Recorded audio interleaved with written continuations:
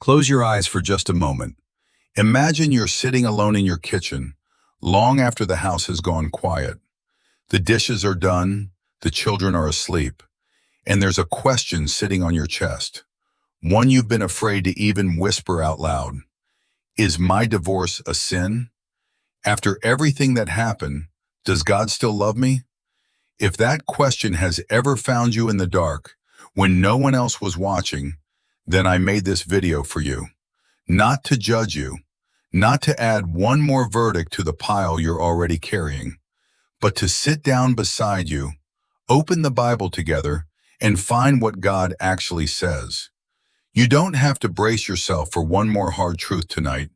Just breathe, and let's walk through this slowly, together. Because I promise you, the answer is gentler than you have been led to believe.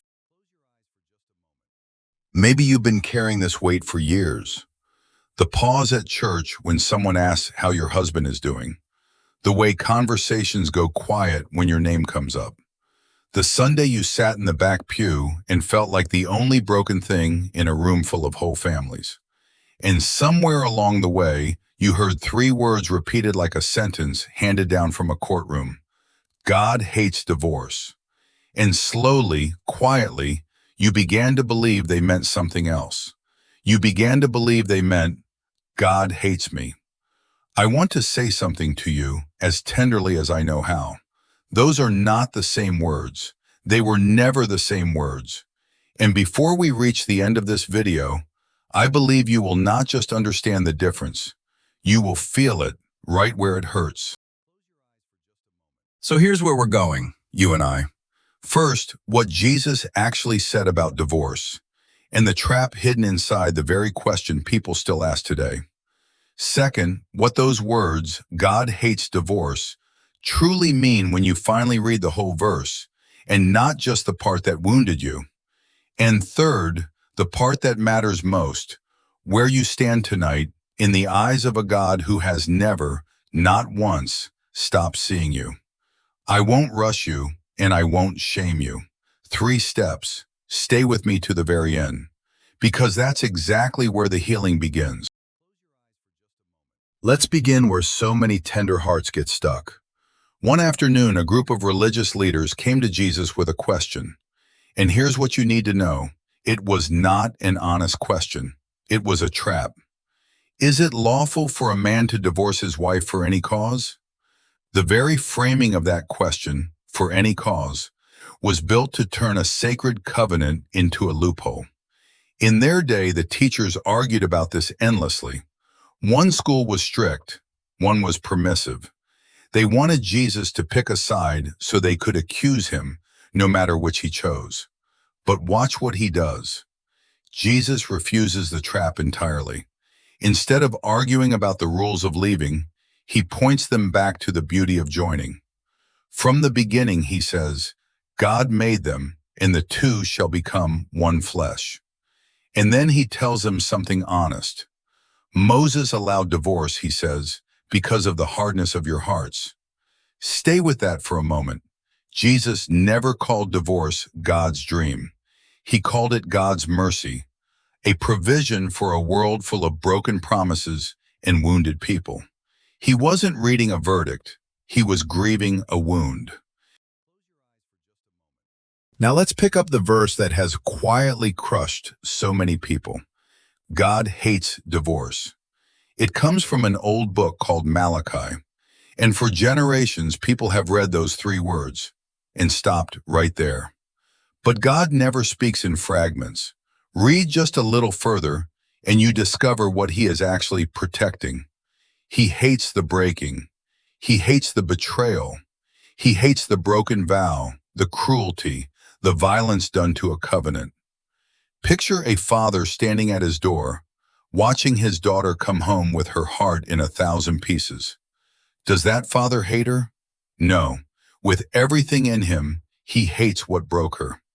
Read the verse again, slowly, and you will hear a God who is heartbroken on behalf of the wounded, not a God hunting for someone to blame. And if you still wonder how God feels about a marriage that fell apart, let me tell you about a man named Hosea.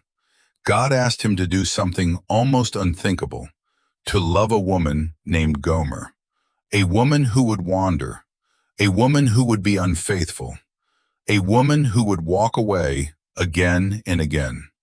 And every single time she left, God told Hosea to go and bring her home, not with anger, with tenderness. I will allure her, God said, and speak tenderly to her. Do you understand what that story really is? It is a picture. It is God showing us in flesh and tears how he loves people whose love stories have fallen apart. He is not the one slamming the door. He is the one walking down the long road to bring his beloved home. He hasn't forgotten you. He never could. So let me answer the question you came here carrying, as honestly and as gently as I can. Is divorce a sin? The Bible is clear that God designed marriage to be a covenant meant to last, and that it grieves him deeply when that covenant is broken.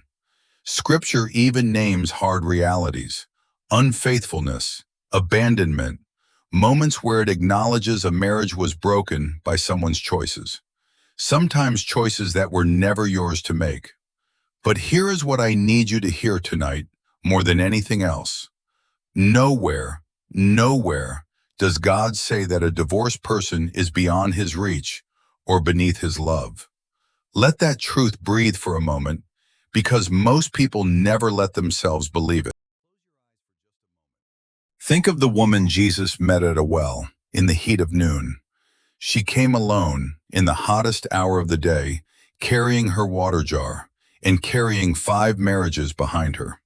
She came at noon on purpose so she could avoid the whispers, the eyes, the weight of the whole town's judgment. And who was waiting for her there? Jesus. He didn't read her a list of her failures. He didn't lower his eyes in shame for her. Notice what he did not do. He did not flinch. He did not look away. He did not make her feel like a project to be fixed. He simply offered her living water, and he spoke to her like she mattered, like she was seen. And that woman, the one the whole town had quietly written off, became the very first person to run back and tell everyone she could find about him. He met her in her past, and he called her into a future. So if your story has more chapters than you ever planned, hear this and let it settle deep. You are not your divorce. You are not a mistake God is merely tolerating. You are a daughter he is still, this very moment, pursuing.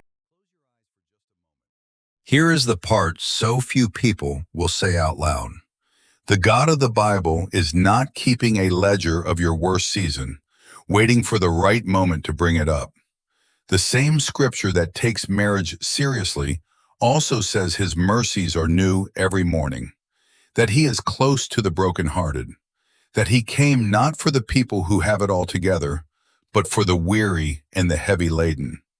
Read that again, the weary and the heavy laden, not the spotless, not the ones whose stories went exactly as planned. He came for the ones still catching their breath after the storm. He came for you on the very night you were certain you had finally drifted too far to ever be found again. If divorce were the one wound his grace could not reach, then grace would not be grace at all. But it is grace. It reached a woman at a well. It reached an unfaithful wife named Gomer. It reached a dying man on a cross in his final hour. And tonight, in the quiet of wherever you are sitting, it is reaching you. And I have to pause here gently for someone listening tonight. If you are inside a marriage that is not simply hard, but harmful, where there is fear, where there is abuse, where there is danger to you or to your children, please hear me clearly. God's design for marriage never, ever included your destruction. Seeking safety is not a betrayal of your faith. Protecting your life is not a sin. Please reach out to someone you trust, to your church, and to people who are trained to help. You are precious to the God who formed you, and your safety matters to him far more than any appearance ever could. So if you have been waiting for permission to finally stop hating yourself for a story that broke, then let tonight be the night you lay it down. God is not far from you. He is not finished with you, and he is not, and never has been, ashamed of you. The same God who walked all the way to a well in the heat of the day to find one tired, overlooked woman is walking toward you right now, in your kitchen, in your silence, with a love that does not flinch at a single chapter of your story. You do not have to clean yourself up before he comes close. You do not have to find the right words or the right answers or a heart that has finally stopped aching. You only have to let him sit down beside you in the dark and stay. That is all grace has ever asked of anyone. If something here touched your heart tonight, would you do one small thing? Share it with someone who needs to hear it, someone who's been carrying that same silent question in the dark. And if you'd like to keep walking this road with us, subscribe, because every week we open the Bible together, not as a rule book, but as a love letter written for hearts exactly like yours. Before you go, tell me in the comments, which verse has carried you through your hardest season? I read every single one. You are seen tonight. You are loved. And no matter what anyone has ever told you, your story is not over.